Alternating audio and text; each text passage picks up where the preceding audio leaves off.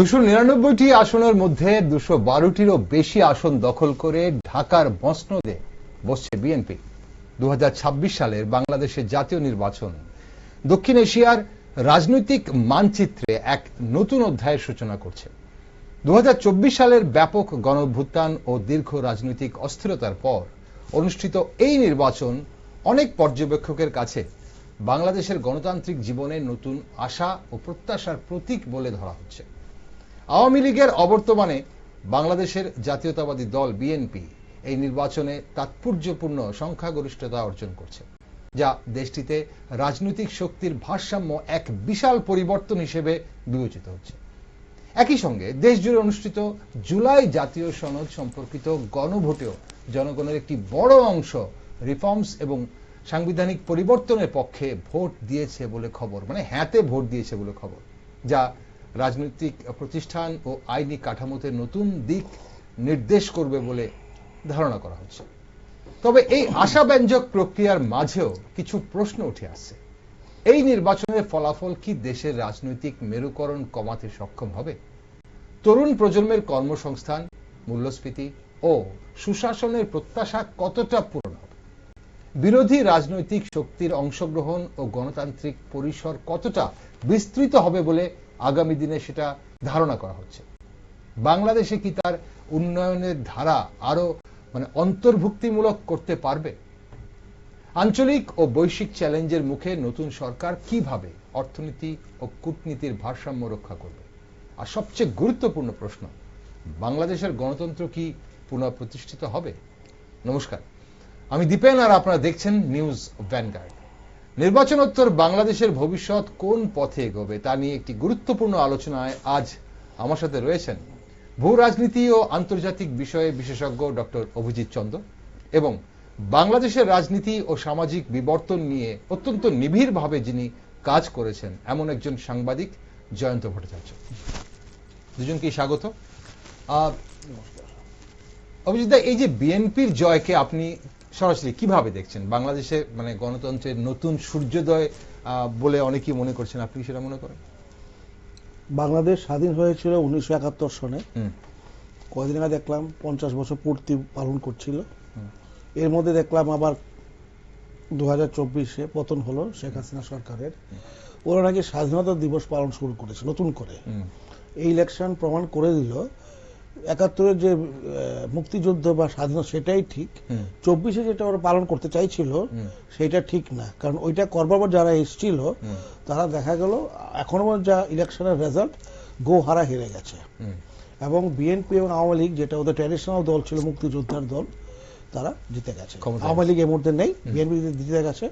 এবং শতাংশ হিসাবে যা হিসাব, প্রায় 300-র মধ্যে প্রায় 210-এরও অধিক, মানে প্রায় ধরুন 70% বেশি সিট ওরা পেয়ে গেছে। এইটা প্রমাণ করে যে 71-এর যে বাংলাদেশের যে মুক্তিযোদ্ধা ছিল সেটাই সঠিক, বাকিগুলো ধরতে মধ্যে নয়। ঠিক, মানুষ প্রত্যাখ্যান করেছে। ওকে, আসবো আমরা আরো বিস্তারিত আলোচনায়।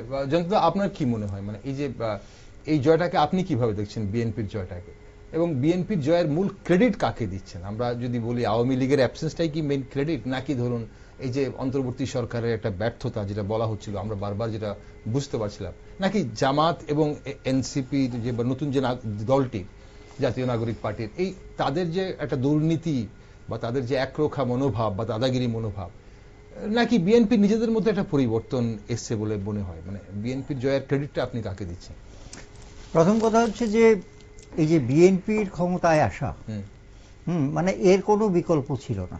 আচ্ছা, হ্যাঁ, প্রথম কথা হচ্ছে যে আওয়ামী লীগ রাজনৈতিক ক্ষেত্রে নেই। শেখ হাসিনা ভারতবর্ষে এখন আছেন। হ্যাঁ, অন্যান্য সব নেতারা পালিয়ে গেছে, কেউ ইংল্যান্ডে আছে, কেউ অন্য জায়গায় আছে, কেউ ভারতে আছে, এরকম। তো সেই অর্থে মাঠটা একটু ফাঁকা ছিল। অন্যদিকে এই যে আওয়ামী লীগ, যার নেতৃত্বে স্বাধীনতা এসেছিল বাংলাদেশের, কিন্তু তারাও দীর্ঘদিন ক্ষমতা ভোগ করতে করতে অনেকটাই পচে গিয়েছিল। হ্যাঁ, এবং যার ফলে এই কয়েকটা ছেলে এরকম একটা জুলাই গণ অভ্যুত্থানের মতো ঘটনা ঘটাতে পেরেছিল। তো তারপর তারা ক্ষমতায় এসে তারা এত তাড়াতাড়ি পচে গিয়েছে। এবং আমাদের এই যে মোহাম্মদ ইউনূস, তারা তো স্বঘোষিত ক্ষমতায় এসেছে। হ্যাঁ, তারা তো জোর করে ক্ষমতায় এসেছে, নির্বাচিত, হ্যাঁ, নির্বাচিত নয়। আর মোহাম্মদ ইউনূসকে বসানো হলো, এটা আসলে ছিল একটা গোটা একটা প্ল্যান। হ্যাঁ, মানে মোহাম্মদ ইউনূস নিজেই আমেরিকায় গিয়ে বলেছিলেন যে এটা ছিল একটা ম্যাটিকুলাস ডিজাইন। হ্যাঁ, সেটাই তো। কিন্তু তাদের আমলে এত মানে কিছু, বৈদেশিক নীতির পরিবর্তন, পাকিস্তানকে ডেকে আনা, ইত্যাদি, মানে ইকোনমিক ফ্রন্টকে পুরো মানে মানে অতিষ্ঠ হয়ে গেল। প্রতিদিন আন্দোলন চলছে, এরকম একটা অবস্থায় একটা মানে সে তো নির্বাচনও দিতে চাইছিল না মোহাম্মদ ইউনূস। কিন্তু যখন দেখলো যে অবস্থাটা, এবং সে নানা রকম রিফর্মস এর কথা বললো, অমুক তমুক, কিন্তু তাদের তো কোনো ম্যান্ডেট নেই। তারা রিফর্মস আনার কি? হ্যাঁ, তারা তো জনগণের দ্বারা নির্বাচিত নয়। এবং এই জনগণ তাদের সেই অধিকারই দেয়নি। এবং এই ভোটে সেটা তো প্রমাণ হয়ে গেল যে তাদের কজন জিততে পেরেছে। আসলে মোহাম্মদ ইউনূস ছিল জামাতি ইসলামী, যে পাকিস্তানি দল, হ্যাঁ, মানে পাকিস্তানপন্থী, হ্যাঁ, তাদের দোসর।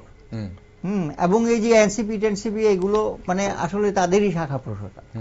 তো তারা তো এইবার নির্বাচনে মানে গোহারা হেরেছে একদম। হ্যাঁ, এখন আওয়ামী লীগও নেই। সেই দিক থেকে বিএনপি মানে মুক্তিযোদ্ধাদের দল। কিন্তু তাদের মধ্যে অনেক ডিফারেন্সেস আছে। এখন তারা ক্ষমতায় এসছে। হ্যাঁ, কাজেই আমার মনে হয় যে বিএনপির ক্ষমতায় যে আসতেই হতো, কারণ তাদের কোনো বিকল্প ছিল না, সেখানে তো লড়াই ছিল না সেই অর্থে।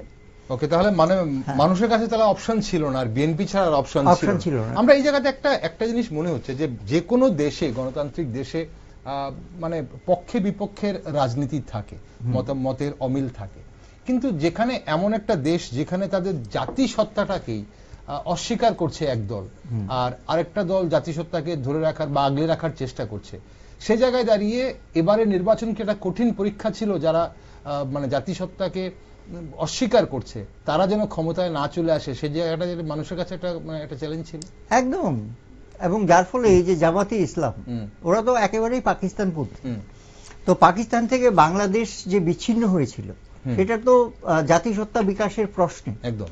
হ্যাঁ, তারা বলেছিল যে উর্দু চাপিয়ে দেওয়া যাবে না, হ্যাঁ, এবং মুসলিমপন্থী কোনো কথা বলা যাবে না, আমাদের দেশ একটা সেকুলার দেশ হবে, এবং ধর্ম থেকে সংস্কৃতি অনেক বেশি গুরুত্বপূর্ণ।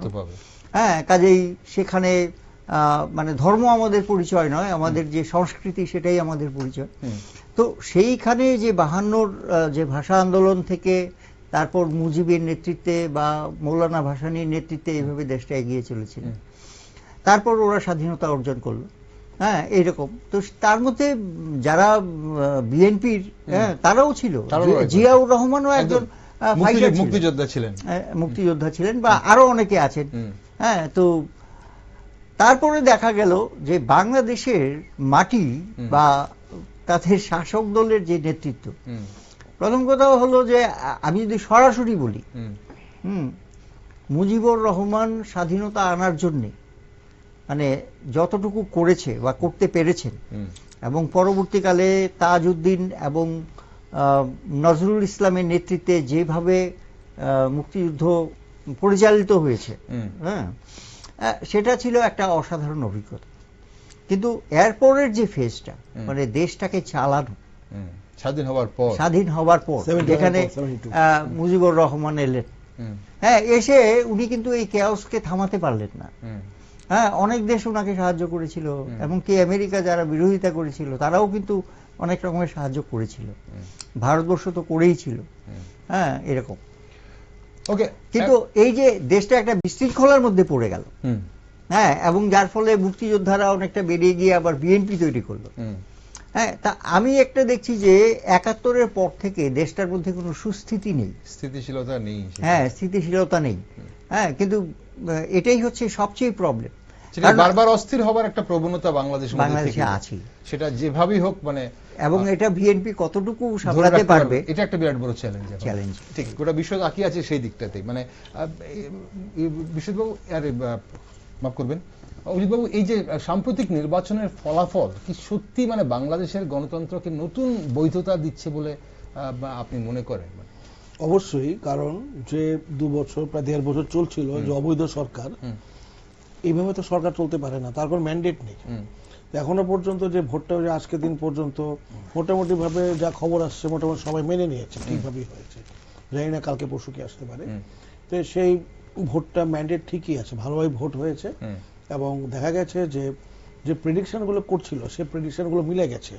কোনো প্রেডিকশনই বলেনি সেভাবে, মানে বেশিরভাগ প্রেডিকশন যে আপনার বিএনপি নেতৃত্বে আসছে না বা জামাত আসছে, সেই প্রেডিকশন মিলে গেছে, বিএনপি এসছে এবং ঠিকই আছে। বেশিরভাগ প্রেডিকশন বিএনপির দিকেই ছিল। এবং এটাও খেয়াল রাখতে হবে যে আমাদের যদি পরবর্তীকালে আপনি বলবেন সেটা, যে বাংলাদেশের মানচিত্র যদি আমি দেখি সেখানে যে ভোটিং প্যাটার্ন মানে কোন জায়গাতে বেশি কে পেয়েছে সেটা দেখি বুঝতে পারবেন যে মোটামুটি বাংলা সব জায়গাতে, কিছু জায়গা ছেড়ে পকেট ছেড়ে বিএনপি সব জায়গায় আধিপত্য 299 মধ্যে যখন 210-এরও বেশি হয়, মানে যেটা আপনি বলছেন প্রায় 70% আসন যখন একটি দল দখল করে তখন সেটা প্যাটার্নটা পুরোটা দেশের মধ্যে হতে দেখা যায়। কিন্তু এখানে আরেকটা গুরুত্বপূর্ণ বিষয় হচ্ছে যে স্থিতিশীলতা ফিরে আসবে কিনা, মানে যেটা জয়ন্তদা বলছিলেন, আপনি কতটা আশাবাদী স্থিতিশীলতা নিয়ে? কারণ বিএনপির এই বিশাল জয় মানে এটা কি হিতে বিপরীত হতে পারে, মানে কোন ধরনের ঝুঁকি হতে পারে বাংলাদেশের গণতন্ত্রের জন্য? দেখুন, ভারতবর্ষের একটা দুর্ভাগ্য, আমাদের দেশের দুর্ভাগ্য, তার চারপাশের যে দেশগুলি আছে এগুলো একটাও স্থিতিশীল না। মায়ানমারে কি অবস্থা, শ্রীলঙ্কায় কি গেল কয়েকদিন আগে, বাংলাদেশে একই অবস্থা, মারাপিট, নেপালে একই অবস্থা, পাকিস্তানের সামরিক শাসন, নির্বাচিত প্রধানমন্ত্রী জেলের মধ্যে আছে। বলে ভারতবর্ষের চারদিকে যে অবস্থায় আছে সেই অর্থে স্থিতিশীল কোনোভাবেই কোনোদিনই ছিল না। আমরা আশা করতে পারি, দুঃখজনক হলো কি আমি তো আবার প্রতিবেশী পরিবর্তন করতে পারি না। এখন আমরা আশা করতে পারি বাংলাদেশ হবে, কিন্তু বাংলাদেশ বারবারই প্রমাণ করে যে 5-10 বছর পর ওরা বড় ব্যর্থ হয়। মুজিবকে যেভাবে ওরা সরালো মেরে, জিয়াকে সেইভাবেই সরালো, পরে দেখা পায় 15-20 বছর মিলিটারি শাসন চললো এরশাদের, এইটাই ছিল স্থিতিশীল সরকার। তারপরে অনেক হয়তো চলেছে, বেগম জিয়া এসছেন, তারপরে আমাদের শেখ হাসিনা এসছেন, কিন্তু আবার দেখা গেল বেগম জিয়া যখন 2বার এসছেন বিএনপি, সেখানে আবার ইলেকশন নিয়ে প্রবলেম হলো, ইলেকশন কিভাবে হবে সে নিয়ে গন্ডগোল। ফলে বাংলাদেশের আমার দুর্ভাগ্য, এত চট করে যেটা যতটা বলছে চট করে বলা যাবে, দেখা যাক আগামী 1-2 বছর কি হয়। কিন্তু এখানে আরেকটা বিষয় হচ্ছে যে এই যে আন্তর্জাতিক সম্প্রদায় মানে এটাকে কিভাবে দেখছে, নির্বাচনকে কিভাবে মানে মূল্যায়ন করবে, সন্ত্রাসমুক্ত ন্যায্য অন্তর্ভুক্তিমূলক মানে নির্বাচন কি এটা স্বীকৃতি কি দেবে মানে আন্তর্জাতিক মহল? বা এখন দেখুন, একটা তো ঘটনা আওয়ামী লীগকে ব্যান করা হয়েছে। দেখুন, কিছু লোক অন্যায় কাজ করতে হবে, তার জন্য তো গোটা দল করতো, যদিও তারা হয়তো ক্ষমতায় ছিল বা তারাই নিয়ন্ত্রণ করত। এটা হয়তো কিছু লোক বলবে যে এবার ব্যান করে আপনি 3-4 দলকে ইলেকশনে দিয়ে এটাকে তো একটা বায়াসনেস করবেন। তো মোটের উপর যেভাবে চলছে ট্রেন্ড, পৃথিবীর যেদিকে ট্রেন্ড মোটামুটি ভাবে মেনে নেবে। এখনো পর্যন্ত সেইভাবে কেউ কিছু বলেনি, কারণ ইলেকশন ঠিকভাবে হয়েছে। ইউরোপিয়ান ইউনিয়ন বিভিন্ন দেশ থেকে প্রচুর প্রতিনিধি গেছে, ভারত থেকে হয়তো বা গেছে, ওরা দেখেছে ইলেকশন। এবং বাংলাদেশে যে দল মানে এই মুহূর্তে যারা বিরোধী আসনে বসবে, যারা জামাতের কথা আমরা বলছি, জামাতের নেতৃত্বরাও কিন্তু গতকাল পর্যন্ত বা যখন ভোটিং চলছিল তখন কিন্তু ওনারাও বলছিলেন যে সবকিছু ঠিকঠাক ভাবেই হচ্ছে। এখানে একটা দুর্ভাগ্য বিষয়, এটাও বলা দরকার, আমাদের এশিয়া বা থার্ড ওয়ার্ল্ড কান্ট্রি বা যেখানেই বলো না কেন, সেখানে যতক্ষণ পর্যন্ত না হারে ততক্ষণ সব ভালো থাকে, যেই হেরে যায় তখনই বলে ইলেকশনে রিগিং হয়। একদম, তো বললে প্রথম থেকেই বলো। তা আমি যখন জিতছিলাম ট্রেনে জেতার দিকে সব পক্ষ, তখন সব ঠিক খুব সুন্দরভাবে হয়ে যায়। যে জায়গায় আছে লাস্টের দিকে হেরে যাচ্ছি তখন না এটা জোট চুরি হয়েছিল, ভোট চুরি হয়েছে, এই সেই, এগুলো ঠিক না। এগুলো একদম যা বলবেন প্রথম দিকে বলুন। ঠিক জানতে আপনাকে একটা জিনিস যেটা আনছিলাম, এই যে মুক্তিযোদ্ধার সংজ্ঞাটা বদলে দেওয়ার একটা ষড়যন্ত্র চলছিল, কিছুটা আপনি টাচ করেছেন যে 2024 সালে এই যে গণঅভ্যুত্থানের পর বাংলাদেশের স্বাধীনতার মানে কবে স্বাধীন হয়েছে সেটা নতুন করে আবার বলার চেষ্টা হচ্ছিল। কোন একটা জায়গায় কি মনে হয় এই নির্বাচনের ফলাফল দেখে যে বাংলাদেশের মানুষ এই মানে ন্যারেটিভটাকে প্রত্যাখ্যান করেছে? একদম একদম সরাসরি প্রত্যাখ্যান করেছে। না হলে এই যে 70% ম্যান্ডেট নিয়ে বিএনপি কিভাবে এলো, এবং যেখানে আওয়ামী লীগ কিন্তু মানে তাদেরকে খুব একটা সাপোর্ট করেনি, কিন্তু নিচু তলার লোকেরা, গ্রাসরুটস এর মানুষরা, তারা বলেছেন যে না, this is the right time to vote for BNP, বিএনপিকেই ভোট দিতে হবে। হ্যাঁ, কারণ এই যে একটা সরকার, হ্যাঁ, যে মানে একটা অটোক্রেটিক গভর্নমেন্ট সেখানে, জোর করে চেপে বসেছিল, হ্যাঁ তাদেরকে সরাতেই হবে, হ্যাঁ সেটাই ছিল তাদের মূল লক্ষ্য। মানে এই 1.5 বছরে মানে প্রায় দেশকে রসাতলে নিয়ে গেছে, আরো নিয়ে যেত প্রায়। রসাতলে মানে কিরকম রসাতলে নিয়ে গেছে, মানে এটা কল্পনারও অতীত। কারণ ওদের আমি একটা স্ট্যাটিস্টিক দেখছিলাম কি এরকম 24,000 কোটি টাকার মতো ঋণ ছিল হাসিনার সময়, হ্যাঁ সেটা 198,000 কোটি টাকায় পৌঁছেছে এই 1.5 বছরে। আচ্ছা, হ্যাঁ তো আমাদের ইকোনমিক্সের নোবেল লরিয়েট এইরকমই একটা শাসন ব্যবস্থা আবার নিজের ঋণগুলো মুকুব করিয়ে নিয়েছেন উনি নিজে। হ্যাঁ, এবং উনি নিজের ব্যবসা বাড়ানোর জন্য সবকিছু একদম, করে সব। নিয়েছে, নিজের বিরুদ্ধে সমস্ত অভিযোগ তুলে নিয়েছে, হ্যাঁ ইত্যাদি ইত্যাদি, এই হচ্ছে অবস্থা। কাজে এখন আমাদের বাংলাদেশের কাছে অনেক রকমের এক্সপেকটেশন আছে, হ্যাঁ কিন্তু সেটা কতটুকু বাস্তবায়িত হবে, হ্যাঁ এই সম্পর্কে আমি যথেষ্ট সন্দিহান। এবং বাংলাদেশেরই একজন মানে এরকম ভূ বিশ্লেষক এবং ইকোনমিস্ট, হ্যাঁ উনি বলেছিলেন যে এই সরকার কোনোভাবেই 3 বছরের বেশি শাসন করতে পারবে না। হ্যাঁ আমি তো অবাক, হ্যাঁ কেন? তারপর উনি বললেন যে পরিমাণ ঋণের বোঝা আছে এই সরকারের কাছে, হ্যাঁ সেটাকে পরিশোধ করা বা হ্যাঁ সেটা নিয়ে অনেক চাপে থাকবে। তারপর আনএমপ্লয়মেন্ট প্রবলেম, হ্যাঁ সেখানে যেভাবে চেপে বসছে, হ্যাঁ সেটা সমাধান করা সম্ভব নয়। হ্যাঁ দ্বিতীয় কথা হচ্ছে যে স্কুল কলেজ ইত্যাদি, হ্যাঁ যেটা এটা তো একটা রিমডেলিং দরকার, কারণ যেভাবে মাদ্রাসা নিয়ন্ত্রিত হচ্ছে এবং শেখ হাসিনার সময় এই মাদ্রাসাগুলোকে বৈধতা দেওয়া হয়েছিল ইত্যাদি, এবং আমার মনে হয় না যে বিএনপি সেটাকে কোনো রকম মানে আরো বেশি বৈধতা দেবে। হ্যাঁ তো এই সব মিলিয়ে শুধু রাজনৈতিক অস্থিরতা নয়, সামাজিক অস্থিরতা, অর্থনৈতিক অস্থিরতা সবকিছুকে আবার ফিরে ট্র্যাকে আনতে হিমশিমই খাবে আপনি বলছেন। সাংঘাতিক ভাবে হিমশিম খাবে। এবং ওখানে যে একটা পাকিস্তান পন্থীরা আছে, হ্যাঁ পাকিস্তানের সঙ্গে ওরা বাইলেটারাল রিলেশন রাখুক, এতে আমাদের আপত্তি নেই, কিন্তু আপত্তি হচ্ছে যখন জিহাদিরা চলে আসে, হ্যাঁ যখন জিহাদিরা এসে বাংলাদেশকে বেস করে হ্যাঁ ইন্ডিয়ার বিরুদ্ধে ভারতবর্ষের বিরুদ্ধে তাদের কনস্পিরেসি গুলো করে, হ্যাঁ সেটা আমাদের জন্য মানে ভীতিজনক, আমাদের জন্য ভীতিজনক। সেটা পার্লামেন্ট পর্যন্ত আক্রমণ করে দেয় ওরা, হ্যাঁ তো এই ব্যাপারগুলো আছে। কাজেই তাছাড়া বিএনপিকে তো একটা ব্যালেন্সও করতে হবে, তার দেশে যে পাকিস্তান পন্থীরা রয়েছে, হ্যাঁ তারাও কম সিট পায়নি, এরাও তো 1/3 পেয়েছে, কারণ আর বাকি সবাই কিন্তু পাকিস্তানপন্থী। তাহলে 70% যদি সেকুলার বা এরকম হয়, হ্যাঁ আর 30% তো পাকিস্তানপন্থী। একদম। এখানে বিএনপিকে যারা ভোট দিয়েছে ধরে নেওয়া হচ্ছে, বিশেষজ্ঞরা বলছেন যে আওয়ামী লীগের যারা নিজের দলকে ভোট দিতে পারেনি সেই ভোটটা বিএনপিকে দিয়েছে, খুব বেশি একটা জামাতের দিকে বা এনসিপির দিকে শিফট হয়নি। যদি তরুণরা কিছু দিয়ে থাকেন বা সেটা একটা সামান্য অংশ, ভোটও তো খুব বেশি পড়েনি, যতটা পড়েছে তার মানে সিংহভাগটাই যদি আওয়ামী লীগের সাপোর্টে যেটা সেটা গেছে বিএনপির দিকে। এখন বিএনপির থেকে বা বাংলাদেশের নতুন সরকার থেকে অবশ্যই অনেক এক্সপেকটেশন, আপনি যেটা বললেন সেটা তো খুব গুরুত্বপূর্ণ বিষয়। ভারতের দৃষ্টিভঙ্গি থেকে দেখতে গেলে এটা খুব গুরুত্বপূর্ণ বিষয়। অভিজিৎ, এই যে বিএনপি সরকার গঠন করবে, নতুন রাজনৈতিক বাস্তবতায় ভারত বাংলাদেশের সম্পর্ক কোন দিকে মোড় নিতে পারে, এটা নিয়ে কিন্তু এই মুহূর্তে চর্চা কিন্তু খুব বেশি চলছে। তো এখানে প্রধানমন্ত্রী নরেন্দ্র মোদী তার বার্তায় গণতান্ত্রিক, প্রগতিশীল এবং অন্তর্ভুক্তিমূলক বাংলাদেশের কথা বলেছেন। তো এই শব্দগুলোর মাধ্যমে কি ভারতের কোনো সুনির্দিষ্ট প্রত্যাশা বা উদ্বেগের প্রতিফলন ঘটছে বলে আপনি মনে করেন? ভোটের যে প্যাটার্ন, এটা যদি আপনি দেখেন এখনো পুরোটা আসেনি। এত শতাংশ ভোটের পেছনে শুধুমাত্র যারা ধর্মীয় মানে কি বলবো ধর্মকে রাজনীতিতে প্রকটভাবে দেখতে চান, এটা ছাড়াও কিন্তু দেখবেন বাংলাদেশে মহিলাদের ভোটারের সংখ্যা প্রায় 50% তারও অধিক। আচ্ছা, ফলে আপনি যদি ভোটের টার্ন আউট এবং কম হলেও যদি আপনি অ্যানালাইসিস করে দেখবেন মহিলা ভোটার একটা বিরাট অংশ কিন্তু জামায়াত পায়নি, বিএনপি দিয়ে গেছে একদম। কারণ ওদের যে প্রার্থী ছিল কোনো মহিলা ছিল না। শুধু জামাত নয়, এনসিপিও পায়নি, এনসিপিও তাদের সমর্থন পায়নি, মহিলাদের সমর্থন।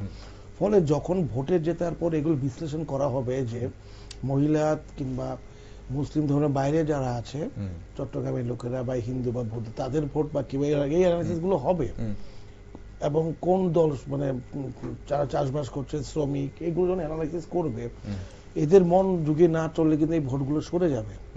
আর ছোট হলেও যে জামায়াতের যে ভোটটা, এটা কিন্তু কনসলিডেশন, বরাবরই এই ভোটটা ওরা পায়। হয়তো এইবার একটু বেড়েছে কারণ আওয়ামী লীগ না থাকা তাদের কিছু ভোট খুব পরিমাণে হলো, কিছুটা হয়তো যেতে এদিক ওদিক হতে পারে। আপনি যে কথাগুলো বলেছেন জনতা একটা ইন্ডিকেশন দিয়ে দিয়েছেন, ওদের অর্থনৈতিক অবস্থা খুবই খারাপ, প্রচন্ড পরিমাণ ওদের এখন বেকারত্ব চলছে। মুশকিলটা হলো বাংলাদেশের এখন যেদিকে যাচ্ছে, গত 1.5 বছর যেটা করতে পেরেছে মোহাম্মদ ইউনূস সরকার, সেটা হলো সবকিছু রাস্তায় বুঝে নেওয়া, মব এবং ভায়োলেন্স। গায়ের জোরে বুঝে নেওয়া। হ্যাঁ, মব ভায়োলেন্স দিয়ে তো আপনি কোনো কিছু করতে পারবেন না, সমাধান কি গায়ের জোরে হবে নাকি? ফলে প্রথমত শান্তি শৃঙ্খলা বজায় রাখতে হবে, দ্বিতীয়ত অর্থনৈতিক, এটা প্রধান কারণ, এইটা না হলে অর্থনীতি আসবে না। এবং ভারতের আইনের শাসন প্রতিষ্ঠা করতে হবে একদম। আরে সুরক্ষা না পেলে আমি তো ঘর থেকে বেরোবো না। এবং সেটা কতটা চ্যালেঞ্জিং হবে, কারণ আপনি অন্য বিষয় ছেড়ে দিন, আমরা আপনি যেটা জনতা যেটা বলছিলেন সামাজিক অর্থনৈতিক ছেড়ে দিন, এই যে আইনের শাসনটা, কারণ বাংলাদেশের তরুণ সমাজ দেখে গেছে রাস্তায় দাঁড়িয়ে চিৎকার করলে, রাস্তায় দাঁড়িয়ে মারলে, শিক্ষকের গলায় জুতোর মালা ঝুলিয়ে দিলে, বড়দের গায়ে হাত তুললে হয়ে যায়, অনেক কিছু হয়ে যায়, সবকিছু করা যায়, নেতা হয়ে যাওয়া যায়। তাহলে সেটা কতটুকু চ্যালেঞ্জিং হবে? এই জায়গাটা প্রধানত উনি ধরবেন, মিলিটারিতে তো রাষ্ট্র চলে না, পুলিশকে যেভাবে মেরে লটকে দিয়েছে রাস্তাঘাটে দেখতে পেয়েছে কত, এতে কোনো বিচারও হয়নি। যাই হোক, এই ব্যাপারটা প্রথম আশা করি উনি দেখবেন এবং সবাই উনি এটাই করবেন। আর ভারতের সঙ্গে বিরোধিতা করে কি পেয়েছে? ওদের বস্ত্র কারখানা বন্ধ হয়ে গেছে, এক্সপোর্ট কমে গেছে, ইলেকট্রিকের জন্য, বিদ্যুতের জন্য বারবার ভারতে তাকিয়ে থাকে, বিদ্যুৎ দাও, মানে খুব খারাপ অবস্থা। ফলে ওদের যে অর্থনীতির ব্যবস্থা, এটা তো পাশাপাশি ভারতই তো বড় দেশ, ওদের সঙ্গে বাণিজ্য আমাদেরও লাভ হয়, ওদেরও লাভ হয়। ওরা যখন নিজের পায়ে উড়াল মারে, এটা তো ভারতে কি করার আছে? সেটা ভালো করে উনি বুঝবেন যে বাংলাদেশকে যে অর্থনৈতিকভাবে শক্তিশালী করতে হয়, ভারতের সাহায্য অবশ্যই দরকার।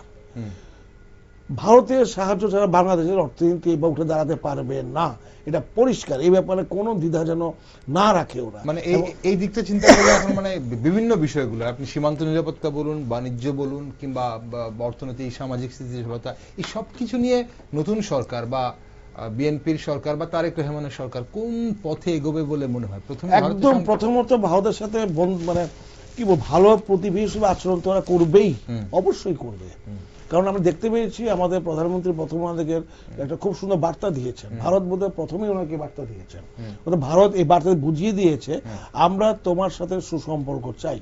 রেসিপ্রোকাল হইতে বিএনপিও যারা ক্ষমতায় আছে ওরাও সেটা ধরার চেষ্টা করবে এবং ভারতেই ওরা একটা খবর শুনতে পেলাম, জানি না কতখানি সত্যি, উনি নাকি বলেছেন প্রথমে ভারতে আসবেন, একটা খবর ঘটে নাকি ভারত ভ্রমণ করবেন। এটা প্রমাণিত হয় যে উনি চেষ্টা করবেন ভারতের সঙ্গে গত 1.5 বছরে যেই জায়গায় গেছিল।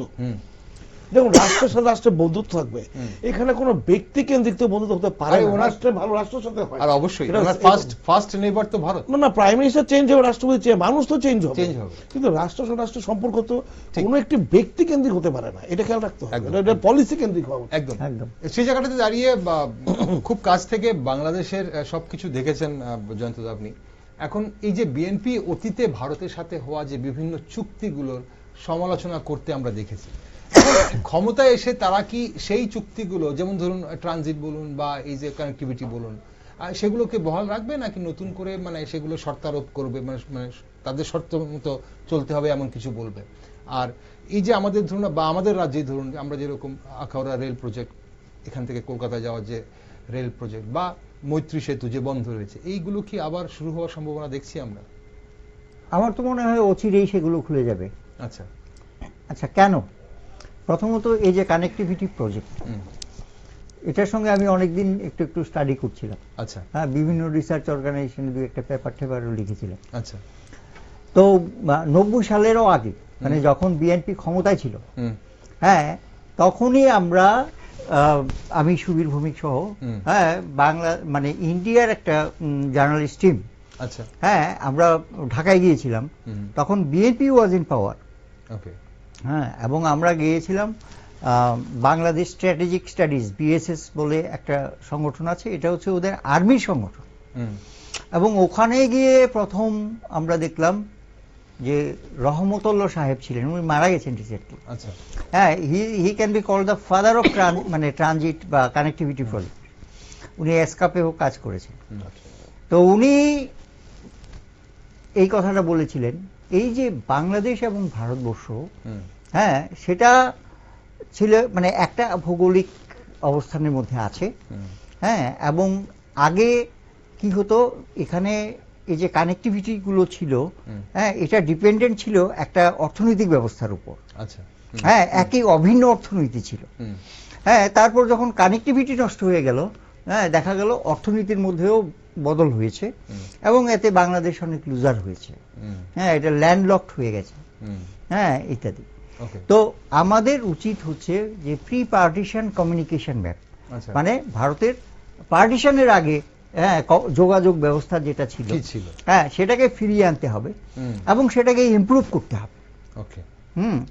তো এটা কোনো হাসিনা সরকারের সময়ে এই প্রজেক্ট আসেনি। আচ্ছা, হ্যাঁ, এটা যারা জানে বা আমি খুব ভালো করে জানি বলে বলছি, হ্যাঁ, মানে এটা কিন্তু ডিজাইন করা হয়েছিল যখন বেগম হাসিনা, খালেদা জিয়া যখন, মানে বিএনপির আমলই হয়েছিল। হ্যাঁ, এক্স্যাক্টলি।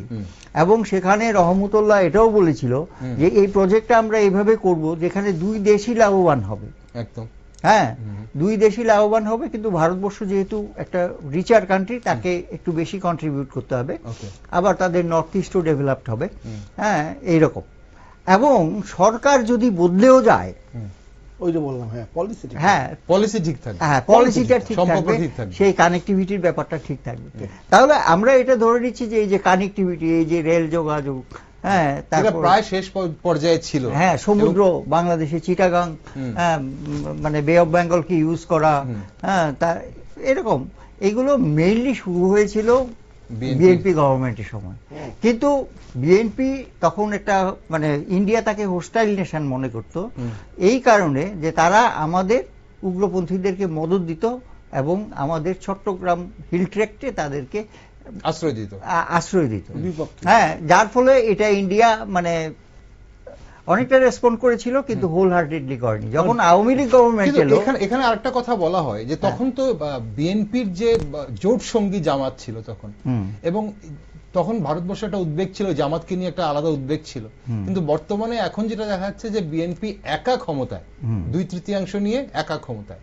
এখন কি এটা যে আপনি বলছেন যে ভারতের যে দৃষ্টিভঙ্গিটা কি পরিবর্তন হওয়ার সম্ভাবনা? আমার তো মনে হয় না। এই যে আপনি দেখবেন আমাদের যে নিশ্চিন্তপুরের রেল লাইন, হ্যাঁ, এটা আমি প্রেডিক্ট করছি যে কিছুদিনের মধ্যে এটা চালু হবে। কিছুদিন বলতে হয়তো কয়েক মাস হবে বা ইত্যাদি, ঠিক, মানে তাদের প্রসেসিং শেষ হয়ে যাওয়া, হ্যাঁ, এবং ম্যাক্সিমাম 1 বছর, এটা অনেক বেশি মনে হয়।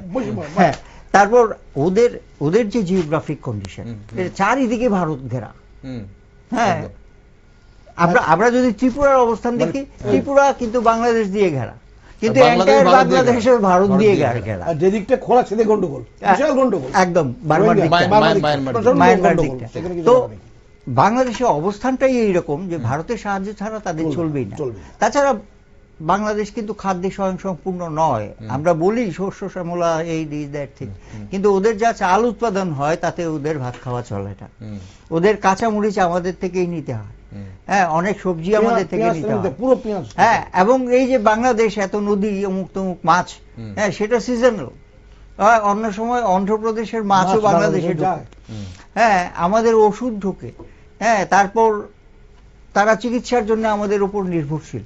কাজেই তাদের উচিত এবং ভারতেরও উচিত যে একটা কর্ডিয়াল রিলেশনকে মেনটেন করা, কারণ এটা তো এই 1.5 বছরে প্রমাণিত হয়ে গেছে যে এটা না করে তাদের কতটুকু লস হয়েছে, এবং লসটা আরো বেশি হতো যদি বাংলাদেশ মানে ইন্ডিয়া যদি এক্সপোর্ট বন্ধ করে দিত, হ্যাঁ, এক্সপোর্ট যদি বন্ধ করে দিত, আর এই যে এয়ার স্পেস সেটা বন্ধ করে দিলে, হ্যাঁ, সেটা যদি 10 দিন বন্ধ রাখতো, বাংলাদেশ এমনিতেই মানে মুখ থুবড়ে পড়তো। কিন্তু ইন্ডিয়া সেটা করেনি, কারণ ইন্ডিয়া সেভাবে রিভেঞ্জেরটা করেনি। হ্যাঁ, বাংলাদেশের মানুষের সাথে তো ভারতবর্ষের শত্রুতা নেই এখানে। এখন যেটা বাংলাদেশের অন্তর্বর্তী সরকার যারা বসেছিল তারা ভুল পথে দেশটাকে পরিচালিত করছিল। ভারত যতটুকু সহনশীলতার মানে নেওয়া যায় সেই ভূমিকাই ভারত নিয়েছে। হ্যাঁ, কারণ একটা জিনিস ওরা বলেছিল যে আমাদের চিকেন নেক নিয়ে নেবে, হ্যাঁ, প্রথম থেকেই শুরু। হ্যাঁ, তখন আমরাও ভাবছিলাম যে আমরা যদি চট্টগ্রাম বন্দরটা আনতে পারি তাহলে আমাদের অনেক লাভ হবে। এখন এই যে আঞ্চলিক মঞ্চগুলো, মানে যেমন সার্ক বা বিমস্টেক, অজিতদা, এই যে সার্ক বিমস্টেকে মানে সহযোগিতা, নতুন সম্ভাবনা তৈরি হচ্ছে অবশ্যই, কারণ আটকে আছে বাংলাদেশের জন্য, আটকে আছে পাকিস্তানের জন্য। এখন পাকিস্তান যে চাপে পড়ে গেছে, পাকিস্তান খুবই খারাপ, সব দিক দিয়ে খুবই খারাপ। শুধু মিলিটারিতে আপনি দেশকে কতক্ষণ রক্ষা করতে পারবেন, এটা সম্ভব না একদম। ফলে আস্তে আস্তে করে দেখবেন সবগুলি চালু হবে, আস্তে আস্তে করে। একটা কথা বলে রাখি যে সম্পর্ক ভালো না খারাপ হবে যারা সম্পর্ক খারাপ রেখেছে বা খারাপ করতে চাইতো, জামায়াতে ইসলামী বা ওই যেগুলো ছিল ইউনিসেফপন্থী দল, সেগুলো তো হেরে গেছে। জিতেছে যারা, তারা তো ভারতের সঙ্গে দিল্লিতে এসে কথা বলে গেছে। আমাদের জয়শঙ্কর গেছিলেন বিদেশমন্ত্রী, উনি দেখা করেছে, ওনার সঙ্গে কথা বলেছে, 1-to-1 কথা বলেছে।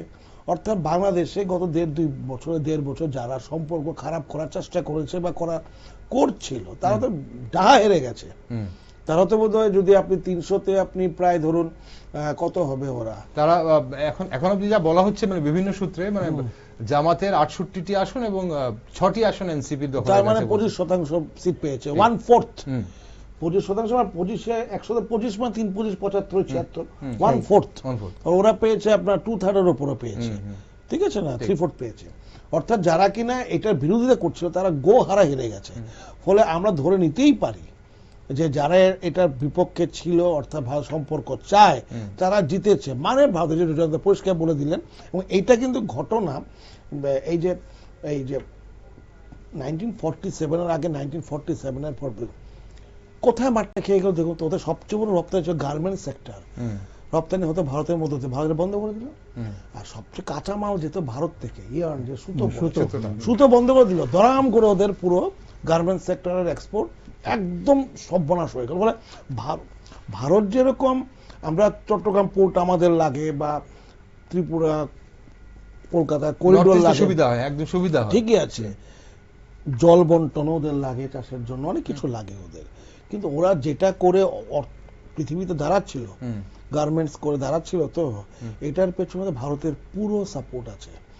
সাপোর্টে একটু উইথড্র করে নিলেই ওরা দম করে পড়ে যাবে। না এখন সেটা এগুলো খেয়াল রাখতে হবে।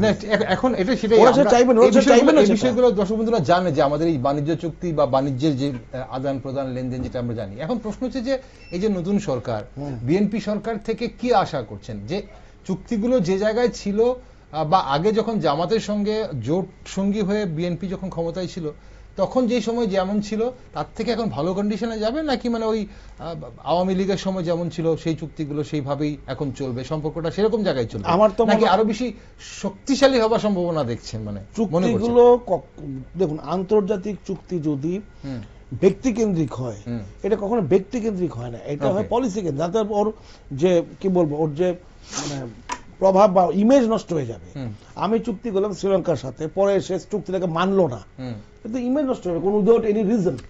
শুধু যে ইমেজ নষ্ট হবে তা না, এটা একটা মানে সভেরেইনটি আছে, হ্যাঁ, সেটাকেও অ্যাপ্লাই করতে পারে।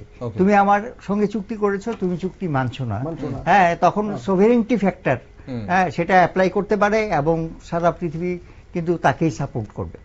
হ্যাঁ, কাজে একটা চুক্তি তো জাস্ট একটা কাগজের মধ্যে সই নয়, সরকার চুক্তি তো, ব্যক্তি চুক্তি, সরকার চুক্তি। আচ্ছা, এখন একটা জিনিস যেটা আছে যে মানে তারেক রহমানের কাছে এত চ্যালেঞ্জ, প্রথমত আমরা জানি যে আওয়ামী লীগও চাঁদাবাজি করতো, হ্যাঁ, সিন্ডিকেটগিরি করতো, হাওয়া মহল বিখ্যাত, হ্যাঁ, এইসব, এবং বিএনপিও সেটা করতো। এমনকি যখন এই অন্তর্বর্তী সরকার ছিল তখনও তারা চাঁদাবাজি করেছে। এই যে ল অ্যান্ড অর্ডারের প্রশ্নটা, এই যে সিন্ডিকেট যে ব্যাপারটা, সেটাকে যদি না ভাঙা যায়, চাঁদাবাজি যদি না বন্ধ করা যায়, হ্যাঁ, সেখানে যদি আইনের শাসন প্রতিষ্ঠা না করা যায়, হ্যাঁ, তাহলে কিন্তু তাদের কাছে খুব বড় চ্যালেঞ্জ আছে। তারেক জিয়া কিন্তু বলেছে যে আমরা ভারতবর্ষ থেকে পদ্মার জল চাইব, বা ওই যে পশ্চিমবঙ্গের মধ্যে যে নদীটা আছে সেটা, হ্যাঁ, তিস্তার জল চাইব। এবং আমার কাছে মনে হয় তিস্তার জল না দেওয়ার জন্য মমতা বন্দ্যোপাধ্যায় দায়ী। হ্যাঁ, আমি সেটা বলছি না যে সব জল দিয়ে দাও, একটা তো আন্তর্জাতিক একটা মানে ওয়াটার কমিশনের কতগুলো রুল আছে, হ্যাঁ, সেই নর্মস গুলো অনুযায়ী তুমি জলটা দিয়ে দাও, হ্যাঁ, তাদেরকে বেশি দেওয়ার দরকার নেই, হ্যাঁ, এটা তো জোর করে আটকে রেখেছে। ওকে, আমরা সেই বিষয়গুলো আমরা বিস্তারিত আলোচনা অবশ্যই করবো, যে কোন কোন চুক্তি ভারত এবং বাংলাদেশের মধ্যে যেগুলো আটকে পড়ে আছে, এবং কোন দেশের কি স্বার্থ আটকে আছে, আমরা এই নতুন সরকার বা বিএনপি সরকার ক্ষমতায় বসার পর সেগুলো কিভাবে আবার রিজুভেনেট হতে পারে, আমরা সেগুলো বিষয়ে কথা বলবো। কিন্তু এখানে একটা ছোট্ট জায়গায় আপনার কাছে একটু আলোকপাত চাইবো। এই যে জুলাই সনদের কথা বলা হচ্ছিল, গণভোট যেটা হয়েছে, এখন সেখানে জুলাই সনদের পক্ষে কিন্তু ভোট পড়েছে 60 দশমিক প্রায় আর 2.6%, মানে অলমোস্ট 20 লাখ ভোট পড়েছে বলা হচ্ছে জুলাই সনদের পক্ষে। কি মনে হচ্ছে, সংবিধান পাল্টে যাওয়ার সম্ভাবনা দেখছেন বাংলাদেশে? মানে বিএনপি কি আচ্ছা, 20 লাখ ভোট পড়েছে, কিন্তু মোট ভোটার কত ছিল? 13 কোটি। 13 কোটি। 13 কোটি। হ্যাঁ, তাহলে মানে সহজেই নাম্বারটা এখানে বোঝা যায়। আরেকটা হচ্ছে যে সংবিধান তো এইভাবে ভোট দিয়ে মানে পাল্টানো যায় না। অনেক কিছু কাঠামো, মানে হ্যাঁ, বাংলাদেশের সেটা গণতান্ত্রিক কাঠামো পরিবর্তন পাল্টাতে হলে 2/3 মেজরিটি লাগবে, এবং সেটা হতে হবে সংসদে, এবং সংসদে এ নিয়ে অনেক আলোচনা হবে। হ্যাঁ, মানে আমার তো মনে হয় এই যে ইউনূস সরকার বা অন্তর্বর্তী সরকার এগুলো সনদগুলো দিয়েছে, তারা দেওয়ার কে, তাদের সেই অধিকার আছে কিনা, হ্যাঁ, তারা নির্বাচিত সরকার কিনা, হ্যাঁ, তাদেরকে কে বলেছে এটা দিতে? হ্যাঁ, এটা তো বাংলাদেশের যে সংবিধান আছে সেই সংবিধানের বিরোধী একটা স্টেপ। ঠিক। এবং তাই যদি হয়ে থাকে, গণভোট যদি নেওয়া হয়, তাহলে যে সংবিধানকে সামনে রেখে তাদের এই নির্বাচন হলো, তাহলে সেই নির্বাচনও তো অবৈধ হয়ে যাবে যদি সেই সংবিধানকে না মানা হয়। হ্যাঁ, এক্স্যাক্টলি। কাজেই সেটা এখন তারা তাদের সংবিধানকে কতটুকু বদলাবে, হ্যাঁ, সেটা তাদের পার্লামেন্টে কথা হবে। হ্যাঁ, এ নিয়ে বিতর্ক হবে। মানে তাহলে এই জুলাই সনদে, জুলাই চার্টারের এই মুহূর্তে কোনো গুরুত্ব আছে বলে কোনো তবে বাংলাদেশে যা অবস্থা, সেখানে রিফর্মস দরকার। ওকে। হ্যাঁ, সেটা তো সব জায়গাতেই দরকার। ট্রান্সপারেন্সি কোথায় আছে? সাউথ এশিয়ান কোনো কান্ট্রিতে নেই। তো transparency is necessary for all countries. Okay, আমরা একদম অনুষ্ঠানের শেষ পর্যায়ে, জাস্ট 2-3 মিনিট সময় আছে এখন। অভিজিৎ, নতুন সরকার চীন ও যুক্তরাষ্ট্রের সঙ্গে মানে ভারসাম্যপূর্ণ সম্পর্ক বজায় রাখতে পারবে বলে কি মনে করেন? অবশ্যই। সরকার তো বাংলাদেশের সরকার, তো ভারতেরও না, চীনেরও না, যুক্তরাষ্ট্রেরও না। তো ওই সরকার চাইবে বাংলাদেশের লাভ লোকসান কিভাবে আমরা বাড়াতে পারি, কমাতে পারি।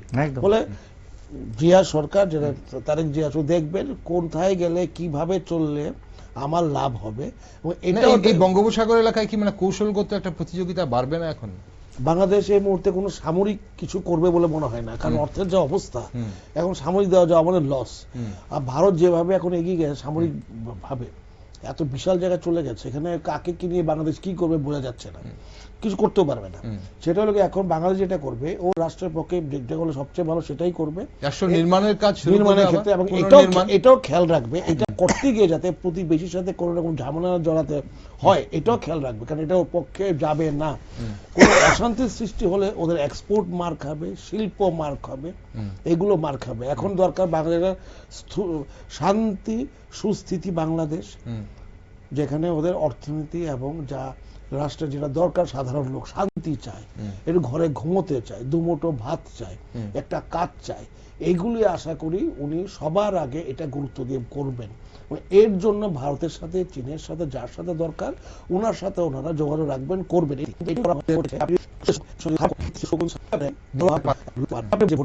যে নিয়ম মেনে হচ্ছিল সেটা তো ওরা করেছে, কিন্তু গণভোট করে সংবিধানে পরিবর্তন 71-এর পর থেকে বা এখনো যে ইলেকশন কোথাও ঘটেনি, একদম এটা নতুন করে ওরা এই নতুন করে দেওয়ার ক্ষমতা থেকে ওদের আছে? যেটা চলছে নেই তো, ওরা যেটা ভোট চলছে, যেভাবে চলছিল, যে নিয়ম সবটা মেনে ভোটটা করেছে, এটাভাবে ভোট চলেছে। কিন্তু এর সঙ্গে অ্যাড যে করে দিল নতুন করে, সেটা করার ক্ষমতাকে ওনার আচরণ নির্বাচন জিতে আসেনি, ওরা কিভাবে এটা করলো? গার্জেন করতে গেলে হবে না জিনিস। ঠিক। এখন আসলে অনেকগুলো চ্যালেঞ্জ রয়েছে নতুন সরকারের কাছে। তবে জয়ন্তদা, আপনার কি মনে হয়, জাস্ট মানে কোন জায়গাটা আগে ফোকাস করা উচিত বলে, প্রতিবেশী দেশ যেহেতু, এবং আপনি বাংলাদেশকে খুব কাছ থেকে দেখেছেন, এবং বাংলাদেশের সামাজিক প্রেক্ষাপট বলুন বা রাজনৈতিক বলুন, সবকিছু আপনি দেখেছেন বা বুঝেছেন, কোন জায়গাটা আগে বেশি ফোকাস করবে বলে মনে হয় নতুন সরকার বা তারেক রহমানের সরকার? কোনটা করবে এখনো সেটা স্পষ্ট নয়, কিন্তু যেটা করবে বলে আমার মনে হয়, মানে উচিত যেটা, হ্যাঁ, সেটা হচ্ছে যে তাদের যে রাজনৈতিক ভলান্টিয়ার্স যারা আছে, পলিটিক্যাল ভলান্টিয়ার্স, হ্যাঁ, তাদেরকে ঠিকভাবে চালাতে হবে। হ্যাঁ, কারণ এই যে চাঁদাবাজি, ঝুলুম, হ্যাঁ, জোর করে জমি দখল করা ইত্যাদি যে সমস্ত ব্যাপারগুলো এখানে আছে, এইগুলো যদি চলতে থাকে, হ্যাঁ, এর সঙ্গে সঙ্গে অন্যান্য কাজগুলো চলে আসে, হ্যাঁ, মহিলাদের উপর অত্যাচার, নেশার বাড়বাড়ন্ত ইত্যাদি, হ্যাঁ, সংখ্যালঘুদের উপর অত্যাচার, তো এই জায়গাটা যদি নিয়ন্ত্রণ করতে না পারে, তাহলে তো দেশের মধ্যে অস্থিরতা তৈরি হবে এবং ইকোনমি কখনো ভালো হবে না। হ্যাঁ, আমি এই যে যখন হাসিনা এলো এর আগের নির্বাচনের আগে আমি ওখানে গিয়েছিলাম। তো ওখানে ওরা দেখি আওয়ামী লীগের লোকেরা সবাই বলছে কত যে 17 সেপ্টেম্বরের পরে সব ঠিক হয়ে যাবে। আমার তখন মাথায় ছিল না যে হাসিনা ভারতবর্ষের 17 সেপ্টেম্বর বা ওই রকম ডেটটা আমার খেয়াল নেই ঠিক, হ্যাঁ যাচ্ছে। হ্যাঁ, তা আমি ওদের আওয়ামী লীগের যে ইন্টারন্যাশনাল সেক্রেটারি মহিলা, তো ওনাকে আমি জিজ্ঞেস করলাম যে এই কথাটা তো সবাই বলছে, হোয়াট ইজ দিস। হ্যাঁ, তখন আমি জেনেছি এটা যে 17 সেপ্টেম্বর কি হবে, এরকম মানে ভারতবর্ষ তাদেরকে বাঁচিয়ে দেবে। তখন উনি বলেন যে আমি ঠিক জানি না এটা কেন বলছে ওরা, ক্লেভার উমেন। হ্যাঁ, তারপর আমি বললাম যে এখানে এত দ্রব্যমূল্য বৃদ্ধি, সমস্ত মানে শ্রমিকরা সাধারণ মানুষরা বলছে চালের দাম 70 টাকা 80 টাকা হয়ে গেছে, হ্যাঁ তাদের ডেইলি রোজগার কত ইত্যাদি ইত্যাদি। বলে হ্যাঁ এই জায়গাটা আমরা ব্যর্থ, আমরা এটা ইয়ে করতে পারিনি। আচ্ছা, হ্যাঁ, এবং আমি বলছি যে সিন্ডিকেট ইজ ভেরি অ্যাক্টিভ এবং চাঁদাবাজি ইত্যাদি হচ্ছে। তখন বললো হ্যাঁ এটা হচ্ছে। তো এই যে এটা হাসিনা সরকারও কিন্তু ব্যর্থ ছিল, কন্ট্রোল করতে পারেনি, এবং এটা তারেক জিয়া পারবে কিনা সেটা একটা বড় প্রশ্ন, সবচেয়ে বড় চ্যালেঞ্জ। আর দ্বিতীয় কথা হচ্ছে যে ভারতের সঙ্গে যেভাবে তারা ওতপ্রোত, হ্যাঁ যেটা আমি আগে বলেছি কিভাবে, তো ভারতের সঙ্গে যদি সম্পর্কটা ঠিক রাখাটা করা উচিত প্রথমে জরুরি, এবং ইন্ডাস্ট্রিগুলোকে রিভাইভ করা, হ্যাঁ এগুলো তাদের। অভিজিৎ, আপনার কি মনে হয় একদম ছোট্ট করে জাস্ট মানে কোন জায়গাগুলোতে ফোকাস করা উচিত এই মুহূর্তে নতুন সরকার যারা বসবে গদিতে বিএনপি? প্রথমত সম্পর্ক পুনঃস্থাপন ভালোভাবে সবার সাথে, প্রতিবেশীর সাথে। বিশ্বাসযোগ্যতা হারিয়েছিল বাংলাদেশ ভারতের কাছে, অন্যান্য কাছে বিশ্বাস করতে পারতো না। সেই বিশ্বাসযোগ্যতা প্রথম কাজ হলো কি আন্তর্জাতিক স্তরে ফিরিয়ে নেওয়া আসা, এটা অবশ্যই ওরা করবে আশা করি। দ্বিতীয়ত যেটা জনতা বলছিল, দেশের যে শান্তি শৃঙ্খলা, আইন শৃঙ্খলা, এটা সবার আগে ধরা উচিত। এটা খেয়াল রাখবেন, কিন্তু যারা জিতেছে তারা কিন্তু স্যাবোটেজ করতে পারে। তারা এখন দেখবেন আগুন টাগুন লাগিয়ে দিয়ে কিছু লোককে মেরে টেরে অলরেডি কিছু শুরু করেছে ওরা। যারা হেরেছে, যারা ভেবে যারা জিতে আসবে, হেরে গেছে, তারা কিন্তু এখন গত 4-5 দিন বা 1 মাস যাবত এই কাণ্ডটি করে বলবে সরকার যে এসছে ওরা ব্যর্থ হয়ে যাচ্ছে প্রথম। এইগুলো ওদেরকে খুব ভালোভাবে দেখতে হবে। ওকে, এই চ্যালেঞ্জগুলো নিতে হবে নতুন সরকারকে, অর্থাৎ বিএনপি সরকারকে। অসংখ্য ধন্যবাদ জয়ন্তদা, আপনাকে ধন্যবাদ। অভিজিৎ, আপনাকে ধন্যবাদ সঙ্গে থাকার জন্য। দর্শক বন্ধুরা, দক্ষিণ এশিয়ার বৃহত্তর স্থিতিশীলতা ও সহযোগিতার পরিপ্রেক্ষিতে বাংলাদেশের এই নির্বাচন শুধুমাত্র একটি দেশীয় ঘটনা নয়, বরং এটি একটি আঞ্চলিক রাজনৈতিক পুনর্গঠনের সম্ভাবনার সূচনা হিসেবে দেখা হচ্ছে। বাংলাদেশ যদি রাজনৈতিক অন্তর্ভুক্তি, প্রাতিষ্ঠানিক সংস্কার ও অর্থনৈতিক স্থিতিশীলতার পথে দৃঢ়ভাবে এগোয়, তবে তা শুধু নিজের ভবিষ্যৎ নয়, বরং ভারত সহ সমগ্র দক্ষিণ এশিয়ার সহযোগিতার কাঠামোকেও আরো মজবুত করবে। তবে সবকিছুর কেন্দ্রে রয়ে যায় একটি মৌলিক প্রশ্ন: এই পরিবর্তন কি স্থায়ী রূপ নেবে, নাকি তা আরো রাজনৈতিক টানাপোড়েনের ভেতরে হারিয়ে যেতে পারে? শেষ পর্যন্ত সময়ই বলবে বাংলাদেশ কোন পথে এগোচ্ছে। সেদিকে নজর থাকবে আমাদের। আর আপনারা সব নিউজ আপডেট ও টক শো দেখার জন্য চোখ রাখুন শুধুমাত্র নিউজ ভ্যানগার্ডে।